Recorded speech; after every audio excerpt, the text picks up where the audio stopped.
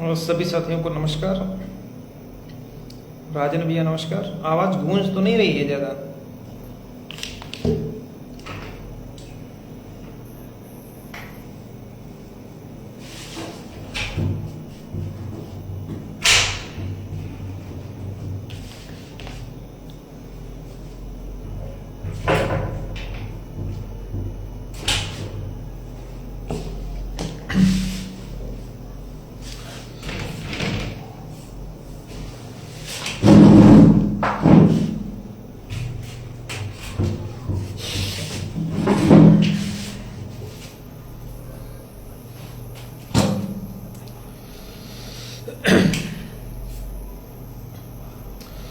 नर्मदेश्वर भाई नमस्कार। कमलेश भैया नमस्कार। अरविंद भाई नमस्कार।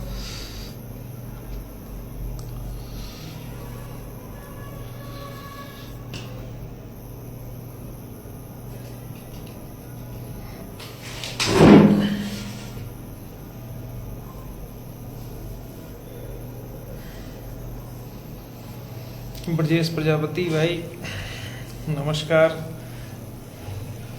बड़ी मेहनत करते हैं ब्रजेश भाई कि हर जगह पर अपनी आवाज़ पहुंच सके, चाहे वो यूट्यूब के माध्यम से हो चाहे फेसबुक लाइव के माध्यम से हो।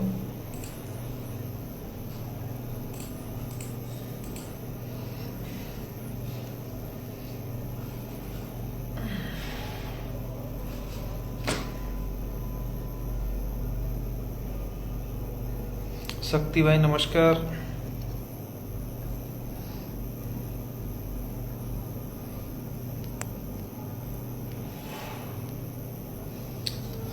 जो साथी जुड़ते जा रहे हैं एक बार शेयर कर दीजिए सभी ग्रुप में, जो व्हाट्सएप ग्रुप है और फेसबुक ग्रुप है उसमें शेयर कर दीजिए। तो बहुत सारे लोग नहीं जुड़े हुए हैं हर जगह पर, तो शेयर कर देंगे तो उन तक हमारी बात पहुंच जाएगी।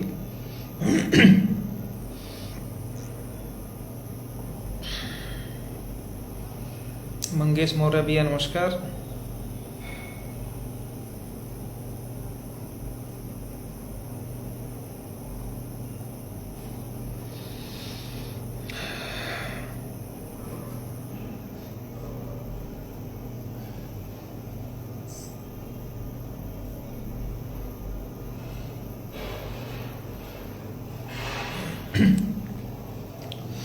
प्रदीप भैया नमस्कार। जितेंद्र भाई नमस्कार।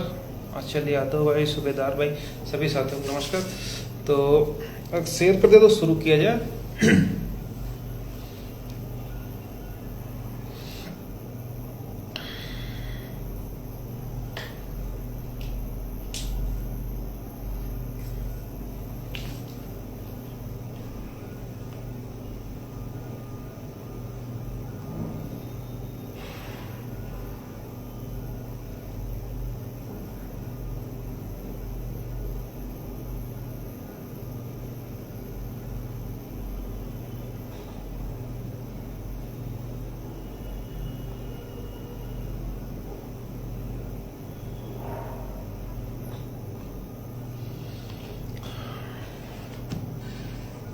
आशीष भैया नमस्कार। तो साथियों, जैसा कि सबको पता है कि विंटर वैकेशन के बाद अपना जो है मुकदमा पहली बार मसूदी साहब की कोर्ट में लगा था। सर्विस के जज हैं, अच्छे जज हैं। तो पहले हम लोग कल की बातों पर चर्चा कर लेंगे, उसके बाद जो अन्य बात है उन पर बातचीत होगी। तो चाहे दुर्भाग्य कहिए, कुछ भी कह लीजिए, क्योंकि रेगुलर कोर्ट जो है मसूदी साहब की वो सर्विस की ही है, और पहली बार जो अपना मुकदमा है वो इधर उधर से कूदते फांदते हुए जो रेगुलर कोर्ट होती है सर्विस की उसमें लगा था। फ्रेश भी ज़्यादा नहीं थे, 24-25 फ्रेश थे। 24-25 के बाद फ्रेश 3 एडिशनल सीरियल नंबर 3 पर हम लोगों की सुनवाई लिस्टेड थी। लेकिन चौधरी साहब का जिन जो पिछले कुछ समय तक लगातार वो सुनते रहे कि किसी तरीके से मैटर लिंगर ऑन हो, पिछली डेट पर सुना भी था उन्होंने, फिर छोड़ के भाग खड़े हुए। तो कल वो बैठे नहीं थे, तो उनके यहाँ के जो फ्रेश मुकदमे थे वो भी उठ करके अपनी जो मसूदी साहब की कोर्ट है उसमें आ गए। कोर्ट का नियम यही है कि पहले जितने फ्रेश होंगे, फ्रेश केसेस को पहले सुना जाएगा, उसके पश्चात जो है अन्य कोई भी मुकदमा सुना जाएगा। तो कल क्या हुआ कि पहले अपनी कोर्ट के फ्रेश खत्म किए गए मसूदी साहब के द्वारा, फिर जो जस्टिस विवेक चौधरी की कोर्ट के फ्रेश बचे थे उनको सुना गया। इतने में ही पूरा दिन वो खा गए और अपने केस की सुनवाई नहीं हो पाई, और किसी तरीके से अगले हफ्ते 17 तारीख के लिए अपनी डेट निर्धारित करवा ली गई। ये तो हुई कोर्ट की बात। हम लोग भी बड़ा एग्जॉस्ट होते हैं, परेशान होते हैं जब कभी एक दिन पहले आप सारे डॉक्यूमेंट्स के साथ में ब्रीफ करो, रात में 12-1 बजे घर पहुंचो और सुबह फिर निकलना होता है, और जब सुनवाई नहीं होती और फिर वापस आओ, तो और ये क्रम जब काफ़ी लंबे समय तक चलता है तो व्यक्ति एग्जॉस्ट होने लगता, परेशान होने लगता, संयम खोने लगता है। लेकिन अब जो भी बातें हैं, हर चीज़ें नहीं कही जा सकती, क्योंकि अगर कुछ पाना है तो उसके लिए मेहनत संघर्ष तो करना ही पड़ता है। तो वो चल रहा है, लेकिन अब वही चीज़ है ना कि अगर हम लोग अपना दुखड़ा किसी से रो नहीं सकते हैं, जो भी है खुद झेलना है। आप लोगों को कंधा मिल जाता है कि भड़ास निकालने के लिए कहीं भी आप ग्रुप में उल्टा पलटा लिख सकते हो, लेकिन हम लोग कहीं नहीं लिख सकते। बहुत सारी बातें हैं जिन पर चर्चा होनी है। कल के पहले हम लोग कुछ हमारे साथी कह रहे थे कि ओम प्रकाश राजभर जी से मिल लीजिए, वो जा करके मध्यस्थता करा करके अपनी बात करेंगे। हालांकि उनसे हमारी लगातार हम लोग उनके टच में थे, तो 2-3 बार गए तो कभी पर्याप्त समय नहीं मिल पाया, कभी उनके साथ ज़्यादा देर बैठ नहीं पाए, मतलब पूरी बात हमारी नहीं हो पाई, लेकिन लगातार उनके संपर्क में हम लोग थे। इस बार मौका मिला तो कम से कम 1-1.5 घंटा उनसे विस्तार से बात हुई। 1-1.5 घंटा से ज़्यादा ही हम लोगों को समय दिया।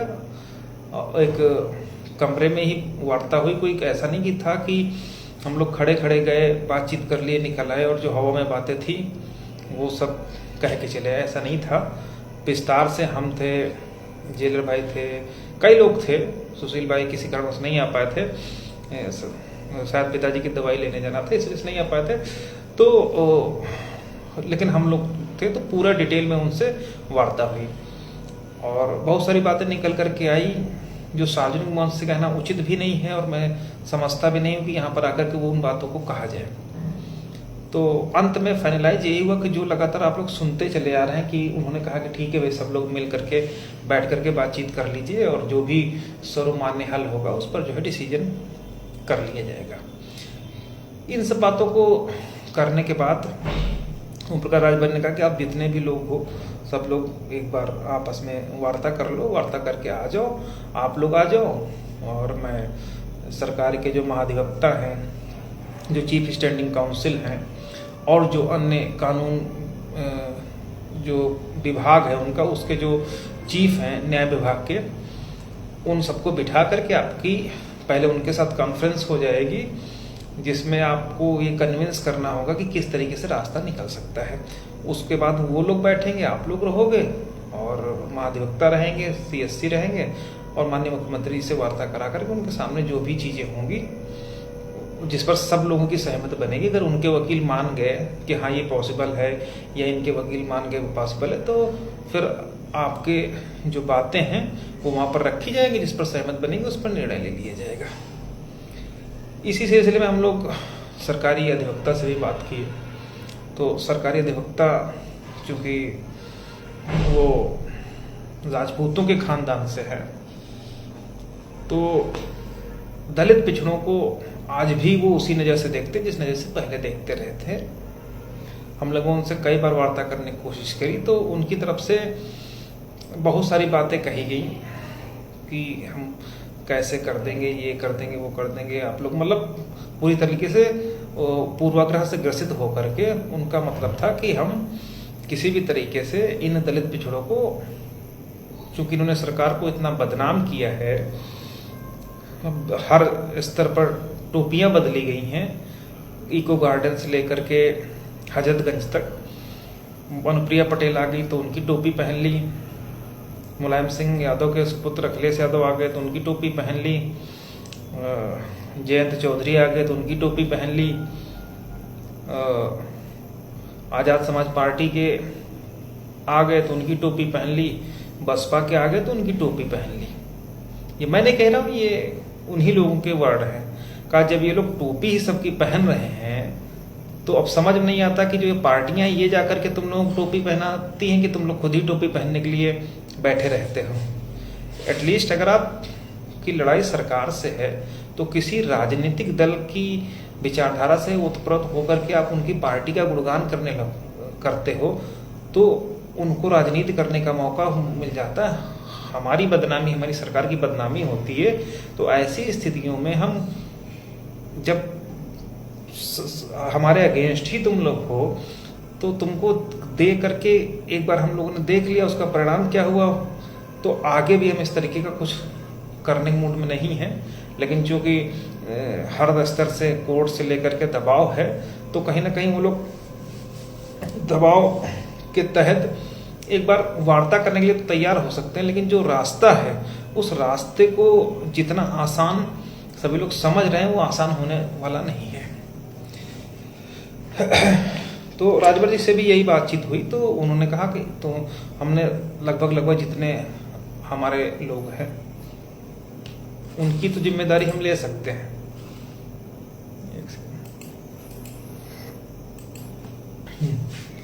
तो हर स्तर से कहा जाता कि फलाने को ले लो, धमाके को ले लो। अगर सब लोग अपनी जिम्मेदारी समझें तो कुछ भी ऐसा नहीं जो पॉसिबल ना हो।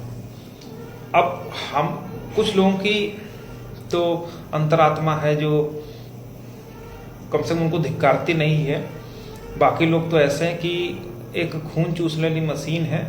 बेरोजगार उन्हीं को रगड़े हैं, कभी 6800 के नाम पे, कभी प्रत्यावेदन के नाम पे, कभी किसी के नाम पर, कभी किसी के नाम पर। तो मैंने पहले भी बता दिया था कि अगर किसी से हमारा विरोध है या अगर उसने गलत किया है तो मैं कम से कम उसके साथ में नहीं जाऊंगा। लेकिन जब बात सबके हित की आ गई तो हमने कहा ठीक है, सब लोग बैठ करके कर लो।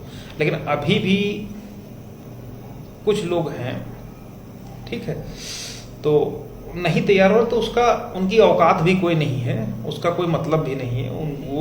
वो जो अपनी लिस्ट नहीं बचा पाए जो उनको दे दी गई तो उनसे क्या ही उम्मीद किया जाए। उनको तो बस फेंके हुए राजनीति पर कभी टिकट की उम्मीद है, कभी विधायकी लड़ने की सोचते हैं, कभी कुछ लड़ने की सोचते हैं। तो ऐसे लोगों को जो है कोई मतलब भी नहीं, मैं किसी गिनती में भी नहीं मानता हूँ। वो तो उनकी किस्मत है कि कुछ बेरोजगार हैं, कम बुद्धि के हैं, उनको लगता कि फलाने हैं ये कर देंगे वो कर देंगे, तो ऐसे लोगों को नहीं मांगता। लेकिन हम लोग अपनी तरफ से सब लोग डिसाइड कर लिए हैं, भी जल्द ही दोबारा राजभर जी से मुलाकात करेंगे। जो अन्य इस भर्ती में जुड़े हुए लोग हैं वो भी लगातार प्रयास कर रहे हैं किसी तरीके से कि मिल जाए। तो हम लोग भी पूरी तरीके से एग्री हैं, कन्विंस है, और सबसे बात भी हो रही है, ऐसा नहीं है।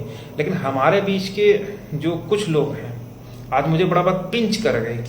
आमतौर पर मैं संयम नहीं खोता हूँ, लेकिन हमारे बीच के एक दो लोग हैं उनको लगता है कि सब हवा में चीजें हो जाएंगी। ठीक है, घर में बैठ गए, एक बार पैसा दे दिया, याची बन गए, फिर उनके बाप के नौकर हम हैं। आज इनको वहां चले जाना चाहिए, फलानी जगह चले जाना चाहिए, ढमाकी जगह चले जाना चाहिए।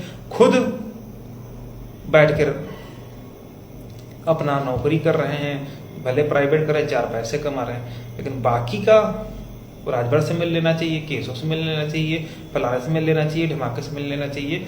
तो अगर आप किसी पर थोप रहे हो चीजें, कम से कम आप फिर रजाई से बाहर निकल कर लखनऊ आओ और बोलो कि भैया हम आ रहे हैं, फलाने के यहाँ चलना है। तो हम ना चले तो बताइए, ढमाके के यहाँ उनसे बात करनी है, हम ना चले तो बताइए। लेकिन एक जो बातें हैं कि हाँ ये कर लो, वो कर लो, फलाना कर लो, अरे हम लोग, मैं खुद चाहता हूं कि इस नरक से निकल सकूं। अब हमारे लिए बड़ी विडंबना ये है कि चूंकि यहां तक लाए हैं मैटर को, और मैं जानता हूं कि जितने इसमें हैं, चाहे 6800 वाले हों, चाहे हमारे बीच के हों, सब के सब हम लोगों के सहारे हैं, ये मैं डाउट साथ कह सकता हूँ। उसका एग्जाम्पल आप कोर्ट में आकर के देख सकते हैं। हमारे काउंसिल के अलावा कोई काउंसिल की औकात इतनी नहीं है कि वो खड़े होकर के कहते साहब हमारी डेट तक लगा दीजिए। तो ऐसी स्थिति है, लोग गा बजा करके बहुत आए थे कि हम आकर के तीर मार देंगे, आकर के याची बटोरे, फोटो खिंचवाए हाई कोर्ट में, याची उठा करके दूसरे को दे दिए, अपील फाइल हो गई बस। अब विविध भारती और दूरदर्शन की तरीके से सजीव प्रसारण करते हुए कभी फलानी जगह फोटो डाल देंगे, कभी धमाके जगह डाल देंगे फोटो, बाकी उनको किसी से मतलब नहीं। लड़ने वाले तो भास्कर और सुशील हैं ही, वो सब पार कर देंगे। लेकिन जब हर तरीके की लड़ाई हम लोग अभी तक जीतते आए हैं, आगे भी नहीं हारेंगे, मुझे भरोसा है। सिंगल बेंच में कुछ भी ऐसा नहीं था, 90% तो चीजें हमारे पक्ष में हैं ही, 10% जातिवादी मानसिकता से ग्रसित होकर के शुक्ला जी ऑर्डर कर दिए, तो उसका भी जवाब हम लोग देंगे कोर्ट में, वो दे रहे हैं लगातार। लेकिन अब जैसे कोर्ट ही भाग रही थी तो उसमें हम गिरेबान पकड़ करके नहीं लिखा सकते हैं ऑर्डर ना। सभी जानते हैं कि आखिर हम लोग लड़ किसके खिलाफ रहे। जो वहां पर उन कुर्सियों पर जो लोग बैठे हैं, उन्हीं की समाज के, उन्हीं के बच्चों के खिलाफ ही तो लड़ रहे हैं, तो अपने बच्चों को बचाने की तो भरसक कोशिश करेंगे। वो अलग बात है कि जब गला दबाया रखेंगे तो कहीं ना कहीं रास्ता निकलेगा। लेकिन जितना आसान हमारे साथ के साथी सोचते कि भी जाएंगे और राजभर लेकर के चले जाएंगे मुख्यमंत्री के यहाँ, और मुख्यमंत्री कह देगा ठीक है इनको यहीं से स्कूल भेज दो। जब मुकदमा माननीय न्यायालय में लंबित है तो आपको एक कानूनी चर्चा के करके, और जो सरकारी अधिवक्ता हैं उनको भी एक तरीके से कन्विंस करके, और उनको भी कहने का मतलब जब अगर उनसे पूछा जाए कि भाई क्या हो सकता है, तो वो भी कम से कम हमारे फेवर में बोलें, तब तो वहां से रास्ता निकल सकता है। अगर हमने कहा साहब ऐसा नहीं, ऐसा कर दीजिए, सरकारी अधिवक्ता ने बोल दिया कि नहीं हम नहीं करें, साहब ऐसा नहीं हो सकता, आपका खेल खत्म हो गया वहीं पर। तो मुख्यमंत्री तक पहुंचने से पहले आपको जो प्लान है उसको सेट करके रखना पड़ेगा कि अगर सरकारी अधिवक्ता वहां पर पहुंचे तो वो कम से कम आपके फेवर में जो आप प्रस्ताव रखें उस पर वो सहमति दें। आगे क्या होगा वो तो अलग बात है। कोई ऐसा तो है नहीं कि किसी एक शख्स से जाकर के बुलवा देंगे कि हाँ साहब इनको कर दो, फलान ने कह दिया तो हो जाएगा। जब अधिवक्ताओं का पैनल बैठता है सरकार की तरफ से, कोई एक तो होता नहीं अधिवक्ता, चीफ स्टैंडिंग काउंसिल होता है, CSC, महाधिवक्ता होता है, एडिशनल CSC होता है, न्याय विभाग होता है, ये सब होते हैं, ठीक ना। वो सीधे न्याय विभाग से फाइल लेकर के पूछवा लेंगे कि भाई इनका क्या हो सकता है। अगर उन्होंने कहीं पर चीजें मना कर दी तो आपका खेल खत्म होगा। माननीय मुख्यमंत्री कह देंगे कि भाई न्याय विभाग ने परमिट नहीं किया, या हमारे महाधिवक्ता ने नहीं किया, हमारे सरकारी अधिवक्ता ने इस पर असहमत जता दिया, आप जाइए अपना टहलिए जाकर के, क्या कर लोगे, फिर दोबारा चांस भी नहीं मिलेगा। तो मेरा कहने का मतलब ये है कि मुख्यमंत्री से तक पहुंचने से पहले आपके पास एक प्लान होना चाहिए, और वो प्लान के अंदर जितने भी लोग हैं वो कम से कम आपके फेवर में होने चाहिए। कोई आज मुझे ये बता दे कि क्या मुख्यमंत्री तक पहुंचने से पहले क्या सरकारी अधिवक्ता हमारे फेवर में बोलेगा, क्या न्याय विभाग हमारे फेवर में बोलेगा, क्या महाधिवक्ता से अगर राय ली जाएगी तो क्या वो हमारे फेवर में बोलेगा। अगर इनमें से कोई भी तुम्हारे फेवर में बोले और तुम ये कह सको कि इनसे हम तुम्हारे फेवर में बुलवा लेंगे मुख्यमंत्री के सामने, या मीटिंग के सामने, मीटिंग जब होगी वहां सामने, या किसी भी लेटर पैड, अगर आप कानूनी जो विभाग है, न्याय विभाग है सरकार का, और जो अधिवक्ता हैं उनके इस मुद्दे को देख रहे हैं, अगर उनसे आप दलित पिछड़ों के फेवर में मुख्यमंत्री के सामने हमारे द्वारा रखे गए प्रस्ताव को यदि वो सही बता देते हैं तभी तो आपको नियुक्ति मिलेगी। और अगर वो कहेंगे नहीं साहब ऐसा नहीं हो सकता, तो आपका खेल खत्म हो गया। तो कहने का मतलब हमारे मोटा मोटा ये है, कहीं पर फोटोबाजी करवाने से, कहीं पर बकैती करने से हमको या टीम को किसी तरीके से अन्य विकल्पों पर विचार करने के लिए या कुछ भी करने से पहले आपके पास इतना ईश्वर ने बुद्धि दी है, दिमाग दिया है, जो लोग आजकल से मार कूद फांद रहे थे कि अभी वो फलाने आ गए, तुम लोग भी आ जाओ, अभी चल के अभी नियुक्ति प्रतिपात कर लेते। अगर इतना ही सब आसान होता तो इतनी लड़ाई ही नहीं लड़नी पड़ती, कब का हो गया होता। तो कहने का मतलब है कि अगर आज की डेट में आपके पास में, आपके पक्ष में सरकारी अधिवक्ता, महाधिवक्ता, न्याय विभाग, तीन में से तीनों से राय ली जाएगी। सरकारी अधिवक्ता चूंकि कोर्ट में केस देख रहा था, उसको मालूम है रोज का क्या हेयरिंग हो रही है, महाधिवक्ता का निर्णय आखिरी होता ही होता है, और न्याय विभाग से परामर्श लिया ही जाता है।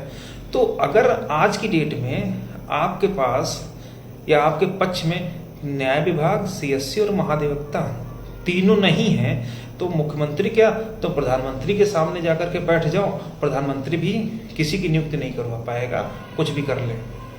क्यों? क्योंकि गलत थी, 6800 तो खत्म हो गई।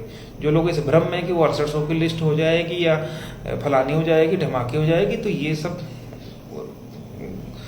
कोरी कल्पनाएं, ये खत्म हो चुकी है, और इसको जितनी जल्दी समझ लेंगे उतना ही बेहतर रहेगा। बाकी आप मुंह उठा करके कुछ भी चिल्ला सकते हो, क्योंकि लोगों का धंधा चल रहा है, लोगों का बिजनेस चल रहा है। इसी धरने के नाम पर, जो 6800 की लिस्ट के नाम पर, 6800 जैसा कुछ नहीं बचा है, सब खत्म हो चुका है, तो उसकी बात करना ही बेमानी है। बस ये है कि उन चीज़ों के सहारे हमारे ज़्यादा से ज़्यादा लोगों की नियुक्ति हो सकती है, उस पर विचार होगा तभी कुछ हो सकता है, अदरवाइज कुछ नहीं हो सकता। मोटा मोटा हमारे कहने का उद्देश्य, ये हमारे कहने का मतलब सिर्फ इतना है कि मुख्यमंत्री के सामने बैठने से पहले सरकारी अधिवक्ता, महाधिवक्ता और न्याय विभाग, एटलीस्ट अगर महाधिवक्ता की बात थोड़े समय के लिए छोड़ दी जाए, क्योंकि वो उत्तर प्रदेश में इस समय नहीं हो, तो दिल्ली में रहते हैं अजय कुमार मिश्रा साहब, ठीक है, तो उनको कुछ समय के लिए छोड़ दिया जाए, तो एटलीस्ट चीफ स्टैंडिंग काउंसिल और न्याय विभाग दो तो आपके पक्ष में बोलने चाहिए। क्योंकि अगर मीटिंग हुई भी तो, या हम लोग पहुंच गए, मीटिंग हुई, मान लिया न्याय विभाग नहीं है या कोई भी, एटलीस्ट जो मुकदमा देख रहा है चीफ स्टैंडिंग काउंसिल रणविजय साहब देख रहे हैं, साथ में संजय भसीन साहब देख रहे हैं, सीनियर अधिवक्ता, और इसके अलावा का जो न्याय विभाग है। तो अगर हमारी मीटिंग होती है तो उससे पहले अगर सरकारी अधिवक्ता आपके पक्ष में कुछ नहीं रखता, तो आप बैठिए चल करके वहां, जैसे मुंह उठा करके गए थे वैसे ही आ जाएंगे। कोई मुख्यमंत्री थोड़ी ना कह देगा कि इनको नियुक्त दो या न दो, वो तो सीधे सीधे इतना ही करेगा, जो भी कानूनी राय और मुकदमा देखने वाले वकील सरकारी उसको कहेंगे कि साहब ये हो सकता है, वही होगा, बाकी तीसरी चीज तो होनी नहीं है। आज की डेट में जो लोग झंडा बरदारी कर रहे हैं किसी दूसरे की, ऐसे लोग मैं घृणा करता हूँ, बड़ी हेय दृष्टि से देखता हूँ, ठीक है। उनको लगता है कि फलाने नहीं चाहते कि मुकदमा डिसाइड हो, या धमाके नहीं चाहते, या सुप्रीम कोर्ट तक ले जाते, इस तरीके की बातें वो निकल करके आए। और इनको मैं लानत भेजता हूँ ऐसे लोगों पर जो इस तरीके की सोच रखते हैं, ठीक है। और भविष्य में मैं इनसे ना कभी बात नहीं करूंगा जो लोग इतनी गंदी और इतनी नीचता वाली बात सोच सकते हैं। महीने का 50,000 मिलता है शिक्षक को, साल का 6 लाख रुपए, 12-2 बजे छुट्टी हो जाएगी, शाम को दुकान खोल के भी आप बैठ सकते हो। कहने का मतलब कि 6-7 लाख रुपए सैलरी पा करके आदमी एक सम्मानजनक जीवन जीना और समाज में अपनी एक पहचान बनाना ज्यादा बेहतर होगा, या ये चिंदी चोरी याची वाला होगा। कहने का मतलब सिर्फ इतना सा है कि हम सभी लोग चाहते हैं, हम लोग खुद चाहते हैं कि भाई एटलीस्ट हमारे लोगों की जल्द से जल्द नियुक्त हो रही, इस नरक से मुक्ति मिले। और उस पर किसी पर ये आरोप लगा देना कि ये लोग तो, इनका तो धंधा चल रहा है। अरे मैं पूछता हूँ कि जितने लोग हमारे साथ जुड़े हुए हैं, याची बनने के बाद कितने लोगों ने सहयोग किया, बिल्कुल ऐसे लोग हमारे पास आ जाएं। हमने तो कभी नहीं कहा कि आप वो करिए, एक बार लेने के बाद हम लोग लगातार हर डेट पर सीनियर ला रहे हैं, कैसे ला रहे हैं, और सिर्फ हमारा ही सीनियर आ रहा है, बाकी किसी का नहीं आ रहा। ये लोग जो लोग कोर्ट में रहते हैं उन सबको पता है, बाकी हवाई कोई भी हाँक सकता है, ठीक है, कि ये कर कोई भी नहीं आता है। और आज जो भी है, चाहे अब तक लिस्ट रिविजिट होकर के जनरल के फेवर में जो सिंगल बेंच का ऑर्डर था, लिस्ट रिविजिट होकर के जितना होना होता हो जाता। हम लोग ही किसी तरीके से दौड़ भाग करके किस तरीके से डिवीजन बेंच से स्टे करवाया हम ही जानते हैं। लेकिन वो चूंकि पुरानी बातें हो गई हैं, अब आगे की देखना है। सिंगल बेंच में भी जो 19,000 सीटों को घोटाले की बात थी वो भी हम ही लोगों ने लिखवाई, और जो गलत थी उसको कैश किया गया, वो भी सब कुछ तो है।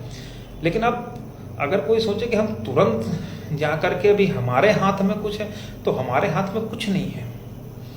अगर कोर्ट की बात की जाए तो जो फैक्चुअल चीजें हैं, जो फैक्ट्स हैं, उन्हीं पर बहस होगी। कोर्ट के बाहर अगर बात है तो आपको हर हालत में सरकार के जो काउंसिल्स हैं उनको अपनी बात बतानी पड़ेगी, उनको कन्विंस करना पड़ेगा कि अगर मीटिंग होती है माननीय मुख्यमंत्री के सामने तो एटलीस्ट वो लोग हमारे फेवर में बोलें। अगर वो लोग वहां पर नहीं बोले, और एक बार अगर नहीं बोले और एक बार मना हो गया वहां से, फिर इन फ्यूचर कभी भी आपका एक जो राजनीतिक स्तर से रास्ता निकलने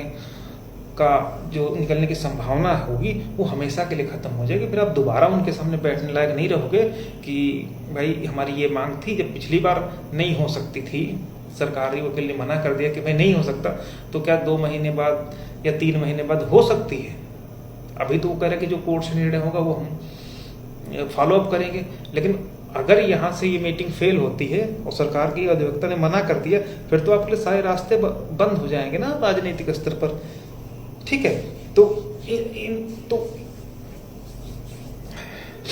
तो वहां पर पहुंचने से पहले जो सरकारी अधिवक्ता हैं सीएससी, उनको अपनी बात बता करके उनको अपने पाले में करना। पाले का मतलब है कि जो चीजें हो सकती उन पर उनकी राय सहमति देना बहुत। उनसे किसी ने नहीं बात की, ना कोई मिला। उनका रुख क्या है वो कोर्ट में दिख रहा। पहले टीआरई के विरोध में थे, अब तो टीईटी के विरोध में भी एफिडेविट लगवा, ये उनकी नीयत है। तो उस चीज को भी देख करके ही आगे बढ़ने का प्रयास किया जाना चाहिए। अब ऐसा तो है नहीं कि मुंह उठा करके चले गए राजभर जी को लेकर के, वो अपनी पेन निकाले और छाप के नियुक्ति पत्र दे दिया, ऐसा संभव नहीं है, ठीक है। तो वहां पर पहुंचने से पहले अगर आप पूरा प्री प्लान नहीं करेंगे तो निश्चित मानिए कि अगर एक बार वहां से मुख्यमंत्री के सामने से चीजें मना हो गई, फिर हमेशा के लिए वो चीज खत्म हो जाएगी, फिर दोबारा उनके सामने बैठने लायक भी हम लोग नहीं रहेंगे। और मैं वैसा कम से कम नहीं चाहता। तो वही हमारा प्लान था कि राजभर जी से भी मिले थे, इधर हम सरकारी अधिवक्ता से भी 2 बार मुलाकातों के लिए, उनसे हम लोगों को कोई पॉजिटिव रिस्पॉन्स नहीं मिला, मैं पहले भी बता चुका हूँ, ठीक है। तो अब अगर सामान्य वर्ग के अभ्यर्थी जो जुड़े हुए हैं हमारे साथ, जो मुकदमा वो भी लड़े, तो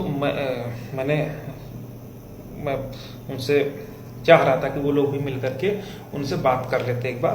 तो चीज़ें अगर वो एग्री हो जाते कि ठीक है भाई हम तुम्हारे लोगों के फेवर में या पक्ष में जो तुम्हारा प्रस्ताव है एक्मोडेशन का उस पर हामी भर देंगे या हम एग्री हो जाएंगे, तो हमें वहाँ पर सब लोगों को चल करके बैठ करके मामले का निस्तारण करने के लिए ज़्यादा समय नहीं लगेगा। लेकिन मुंह उठा करके बस चल दिए, वो चीज़ें हम कतई न किए हैं न करेंगे, ठीक है। जब तक न्याय विभाग की तरफ से और जो सीएससी हैं उनकी तरफ से ये ओके नहीं हो जाता कि ठीक है अगर बुलाया जाएगा तो हम तुम लोगों को सहमति दे देंगे, तो पहले हम लोगों को उनसे मिल करके बात करनी होगी। वो एग्री हो जाएंगे, कैसे एग्री होंगे वो तो बात की बात है, ठीक है। तब जाकर के आगे जो है हम लोग किसी भी प्रकार की मीटिंग मुख्यमंत्री से इसके संबंध में राजभर जी से मुलाकात करेंगे। तो ये सारी बातें थी। और जितने भी लोग हैं हमारे साथ में, अगर वो अपने स्तर से कोई प्रयास कर सकते हैं, देखिए किसी पर एलिगेशन लगाना बड़ा आसान हो। पहले भी मैंने कहा कि पंखा जो चलता है धूल उसी पर जमती है, बाकी जो चलता ही नहीं है तो उसकी तो कोई मतलब ही नहीं है, ठीक है।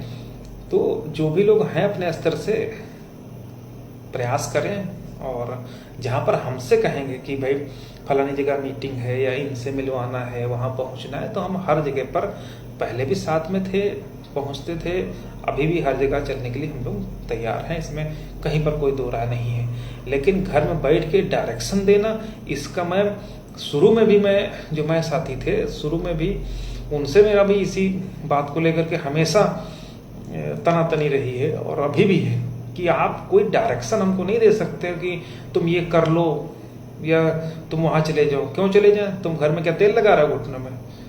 तुम भी आकर के वहाँ बैठो और ये कहो कि भाई हम फलानी जगह आ गए हैं, आप भी आ जाते तो बात हो जाती। वो बात समझ में आती है। घर बैठ के आप उंगली टाइप कर रहे हो कि इनका तो धंधा चल रहा। अरे जिसका चल रहा है धंधा तो उसका आप रोक भी नहीं लोगे, ठीक है। और कोई इतना, जितना कम सहयोग में, कम नहीं, एक मिनिमम सहयोग में जितना मैक्सिमम हम लोगों ने कर दिया, इतना कोई करके दिखा देता तो कहते हैं। 32 लाख रुपए सिंगल बेंच में मेरे पास जो उनके जूनियर हैं संदीप दीक्षित साहब के, जो सीनियर अधिवक्ता हैं, दिए गए उनको। परिणाम क्या है? 6800 के पक्ष में 0 चीजें लिखी हैं सिंगल बेंच के जजमेंट में। एक लाइन लिखी है क्वेश्चन की 6800 की, उसके अलावा कुछ भी नहीं लिखा है। तो ऐसे पैसे को बर्बादी करके कुछ हासिल नहीं हुआ है। तो कहने का मतलब हमारा सिर्फ इतना सा है कि बड़ी बातें तो नहीं है, सिर्फ छोटी बातें हैं कि जितना कम संसाधनों में अधिकतम चीजें हम लोगों ने करने की कोशिश की, उतना शायद ही कोई कर पाता और करके दिखा देता।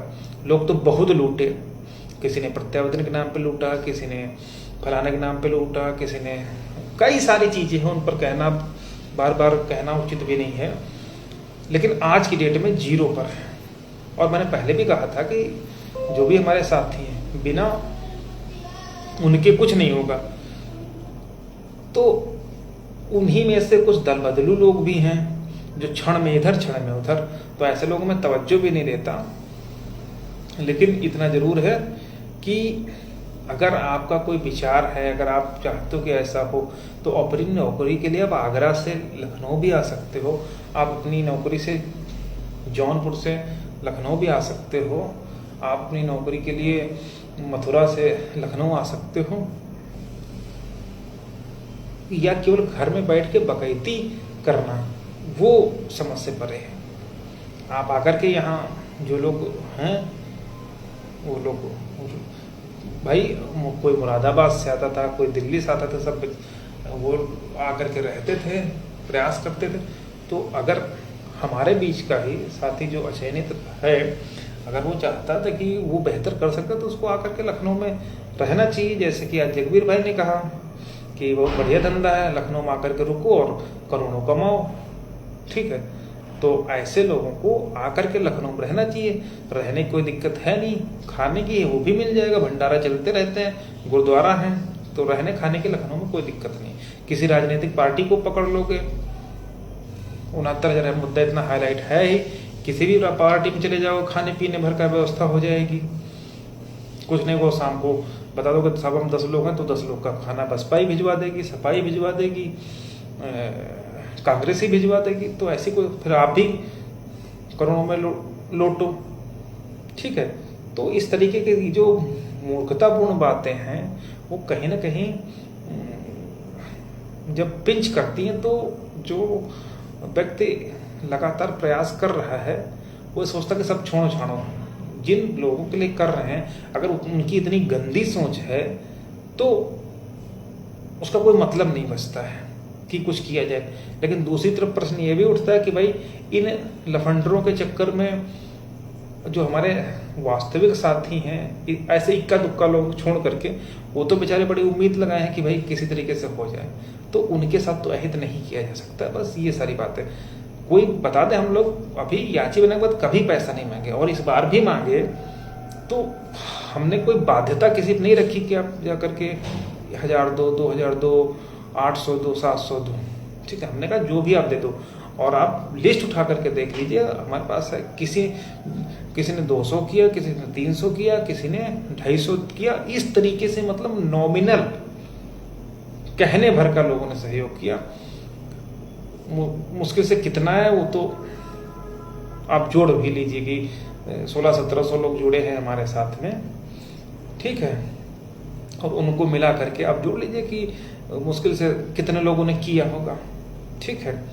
तो ये सब बातें इन पर चर्चा करना भी उचित नहीं है, लेकिन इस तरीके जो गंदी सोच वाले लोग हैं उनको अपनी सोच में सुधार करना चाहिए। और ऐसे लोग शायद, अब उनके विषय में क्या बोलना जाए, लेकिन खैर मोटा मोटा यही है कि जो भी साथी हमारे चाहते हैं कि जल्द से जल्द नियुक्त, अगर उनको लगता है कि मुख्यमंत्री के यहाँ भी तुरंत बैठ करके नियुक्त पत्र मिल जाएगा तो बहुत बढ़िया विचार है उनका। उससे पहले सरकारी अधिवक्ता को अपने आर्गुमेंट से कन्विंस कर दें और बोल दें कि साहब आप हमारे लिए मुख्यमंत्री के सामने इतना बोल दीजिएगा। सरकारी अधिवक्ता अगर उस पर हामी भर देता, उसके बाद आप चलिए, चाहे राजभर साहब हों, चाहे सेक्रेटरी हों, चाहे कोई भी हो, सबके साथ चल करके हम लोग मीटिंग करके मामले का पटाक्षेप करते हैं। लेकिन बिना पूर्व तैयारी के सामान्य वर्ग के भर्ती, ओबीसी वर्ग के भर्ती और एससी वर्ग के भर्ती हम लोग जाकर के मुंह उठा करके मुख्यमंत्री के सामने बैठ जाएं और वहां हम अपना प्रस्ताव रखें, सरकारी वकील कहते नहीं साहब ये नहीं हो सकता, फिर तो खेल खत्म हो जाएगा, उसके आगे कुछ नहीं बचेगा। तो बिना सरकारी अधिवक्ता को लिए हुए, बिना उनको कन्विंस किए हुए, बिना उनकी सहमति के, जब तक वो कहेंगे नहीं कि हाँ हम तुम्हारे लोगों के लिए यस करेंगे, तब तक कम से कम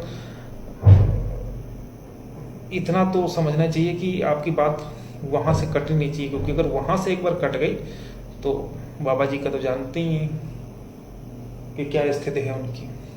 मना हो गया तो फिर खेल खत्म हो जाएगा। तो वहाँ पर जब बैठे हैं तो उससे पहले आपके पास एटलीस्ट महाधिवक्ता, न्याय विभाग और सीएससी, ये तो आपके पक्ष में बोलने ही चाहिए। अब ये बोलेंगे, उसके लिए सबको तैयारी करनी है। अब आप 100 सिफारिश लगा लीजिए, जिससे लगवाना कि हमारे लिए बोलते हैं या हमारे लिए एफिडेविट देते हैं। अगर ऐसा कर देते मुख्यमंत्री के सामने तो सब लोग बैठ करके मामले को पटाक्षेप कर देते हैं। लेकिन खाली मुंह उठा करके वहां बिना किसी तैयारी के चले जाए और प्रस्ताव फेल हो जाए तो वो मूर्खतापूर्ण कार्य हम तो कम से कम नहीं करने जा रहे हैं, ठीक है। तो सरकारी अधिवक्ता से जो बाकी लोग हैं, हम लोग भी लगातार हैं, वो अगर यस करेंगे तो सामने चल करके बैठ कर बात कर लेते हैं। और अगर कोई आरएसएस का आदमी हो, जैसे कि है अपने में झंडा बरदारी करते हैं, कभी अच्छत बांटते हैं, कभी कुछ बांटते हैं, तो ऐसे लोगों को चाहिए कि वो सरकारी अधिवक्ता को से भी मुलाकात करें, न्याय विभाग से भी मुलाकात करें और वो इनके फेवर में, दलित पिछड़ों के पक्ष में माननीय मुख्यमंत्री के सामने बोल दें कि ठीक है साहब इनको दे दीजिए, कोई दिक्कत नहीं, मुकदमा भी खत्म हो जाएगा।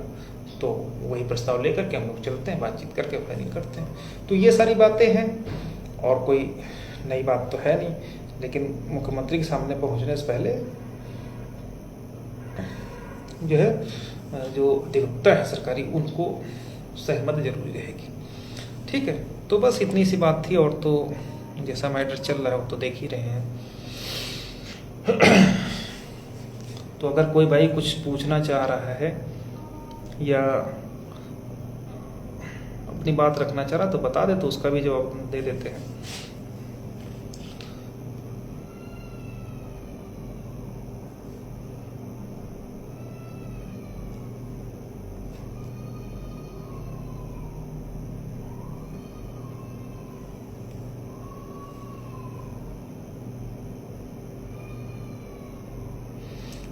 सैलन भाई जुड़ चुके हैं। ज्ञान प्रकाश भाई हमेशा ईडब्ल्यूएस पर ही परेशान रहते हैं। भैया ईडब्ल्यूएस हमारा मुद्दा नहीं है, वो जिसका है वो अपना बात करे जाके, उससे हमको कोई लेना देना भी नहीं है, और वो इस पर बात करना बेवकूफ़ी होगी, इससे हमको कोई लेना देना नहीं है, ठीक है।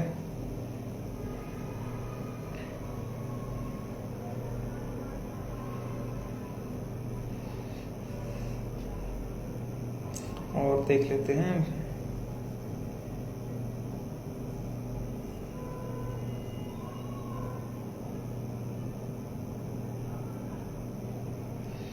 आरजे सोनी बोला है कि सुलह कब तक होगा। अब देखिए, अगर मारपीट का मुकदमा होता तो दोनों पक्ष लगा देते सुलह समझौता। अब चूंकि सरकार है और सरकार से लड़ना कितना मुश्किल है वो तो सभी लोग जानते हैं। आप एक विधायक से नहीं लड़ सकते, आप एक कोतवाल से नहीं लड़ सकते, आप एक डीएम से नहीं लड़ सकते। और आप अगर सरकार से लड़ रहे हैं और मजबूती से इस जगह पर पहुंचे तो आपको खुद पता होना चाहिए कि लड़ाई कितनी मजबूती से लड़ी गई होगी। ठीक है, उसका एग्जाम्पल मैंने सिर्फ इतना दिया कि आप एक विधायक से पंगा लेकर के देख लीजिए। सरकार तो बहुत बड़ी बात है, विधायक आपको जो है नाको चने चबवा देगा। और यहाँ तो हम लोग सरकार से लड़ रहे हैं और यहाँ तक पहुँचे तो जाहिर सी बात है कितनी मजबूती से लड़ाई लड़ी गई होगी। बाकी तो वही है कि बकरा तो जान से गया और खाने वालों को मज़ा नहीं है। बोले कि अगर टंगड़ी मिल जाती तो ज़्यादा मज़ा आ जाता। तो वो स्थिति हमारे बीच के कुछ भाइयों की है।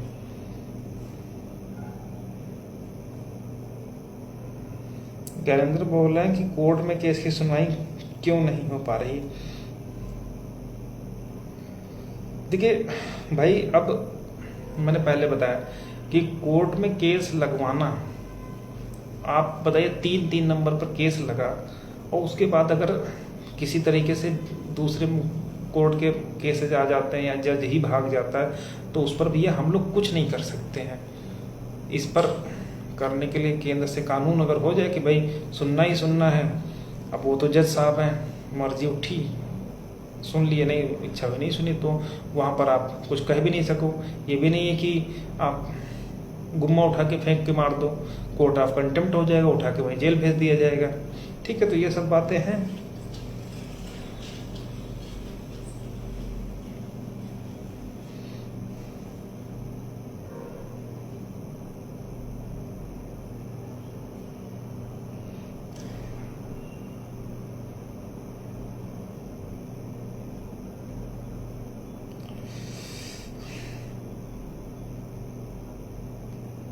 तो और जो साथी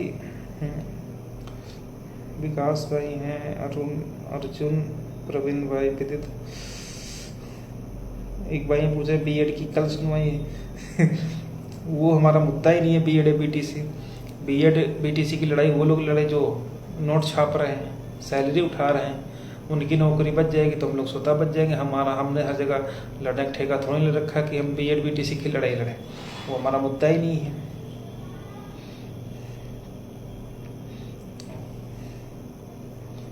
तो बीएड या बीटीसी मुद्दे से हमारा कोई लेना देना नहीं है।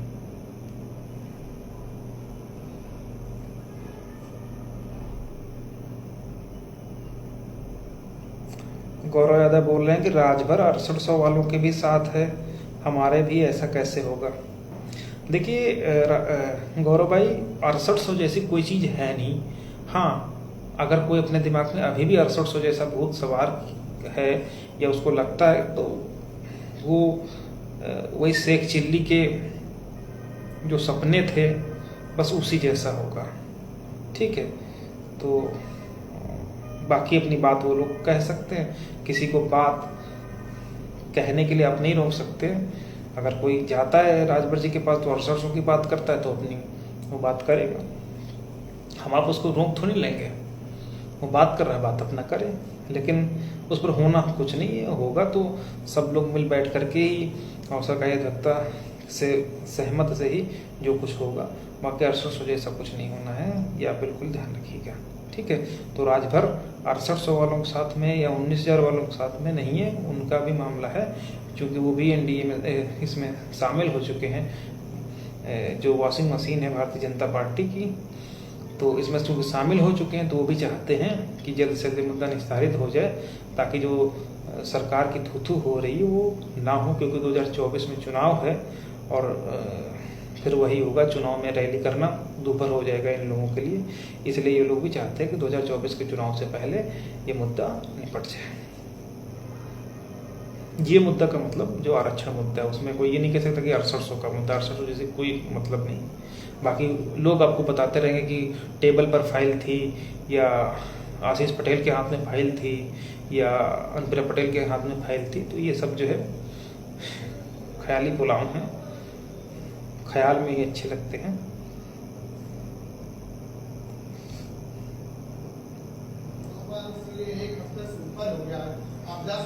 मलकीत बोल रहे हैं कुछ नहीं होगा, समझौता कर लो। ठीक है तो कर लो, किसी ने हाथ तुम्हारे पकड़ लिए हैं क्या? हमने तो जो हमारी बातें थी वो तो मैं पहले बता चुका हूँ। ठीक है, खाली मुंह उठा करके चले जाना बर्बाद कर देने से बेहतर है कि पूरी प्लानिंग के साथ जाओ। जो लोग कह रहे हैं कि कर लो, हम कह रहे सरकारी अधिवक्ता से आप लिखवा दो कि वो तुम्हारे फेवर में बोल देगा। हम जहाँ कान पकड़ के चलोगे वहाँ पर हम लोग चलने के लिए तैयार रहेंगे। लेकिन आधी अधूरी तैयारी के साथ में केवल सब्ज बाग दिखा करके, मुंह फैला करके, गरम गरम जैसे कौर रख लिया था खुद का मुंह जला ले, तो वो वाली स्थिति नहीं होनी चाहिए। अगर सामने चलेंगे तो जाहिर बात है। ठीक है, और बाकी मैंने पहले बताया कि कोई अनावश्यक टिप्पणी करेगा तो वो जिस भाषा में बात करेगा उसी भाषा में उसको सुनने के लिए तैयार भी रहना होगा। अगर आप दूसरे के ऊपर आक्षेप लगाओगे तो आपको भी उसके लिए सुनने के लिए तैयार रहना होगा।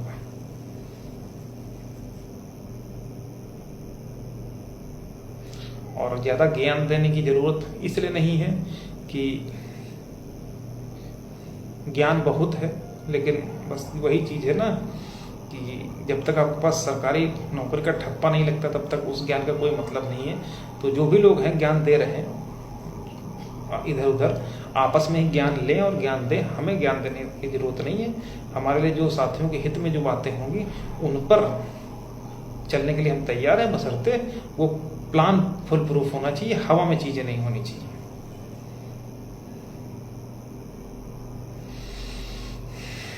ज्ञानेंद्र भाई कह रहे सरकार का इन्फ्लुएंस इतना है कि कोर्ट प्रॉपर वर्क नहीं पा रही। भाई देखिए ज्ञानेंद्र भाई, सरकार का इन्फ्लुएंस कहाँ नहीं है, आप ये बताइए। आज की स्थिति में ये है कि ये तो अब तो जुडिशरी भी एक तरीके से उनके ही आगे पीछे घूमती नजर आती है। लेकिन अभी भी हैं ऐसे लोग भी, ऐसे जजेज भी हैं जो वास्तव में बताते हैं कि हाँ वो जज या न्याय भी कुछ होता है। अब जजों को क्या चाहिए, कभी उनको अपने लड़कों को सेट करना होता कि ये भी जज बन जाए, या रिटायरमेंट के बाद उनको न्याय आयोग की कुर्सी चाहिए होगी या नेशनल एग्री ट्रिब्यूनल की कुर्सी चाहिए होगी, तो उस कुर्सी की कोर्ट में रहने के लिए भी वो इस तरीके के कृत्य करते रहते। लेकिन अभी इंसानियत जिंदा है, न्याय भी जिंदा है, बशर्ते कुछ लोग अच्छे बुरे हर जगह पर होते हैं।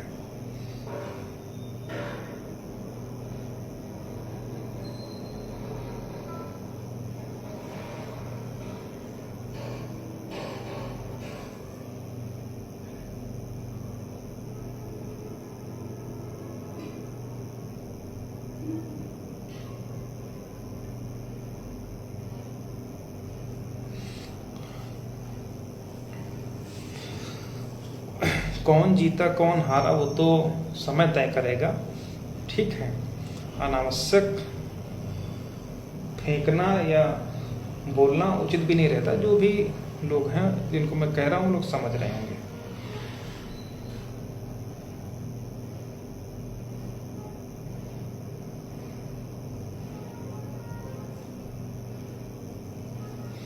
अमित भाई बोले आंसर की मैटर में कंटेम्प्ट सबको डालनी है क्या?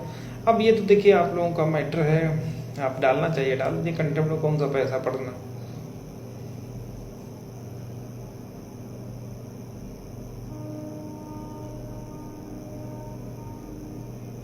मलकीत भाई कह रहे हैं कि ATRE भी हारोगे, लिख लो। मलकीत भाई आपको मैं चैलेंज कहता हूं कि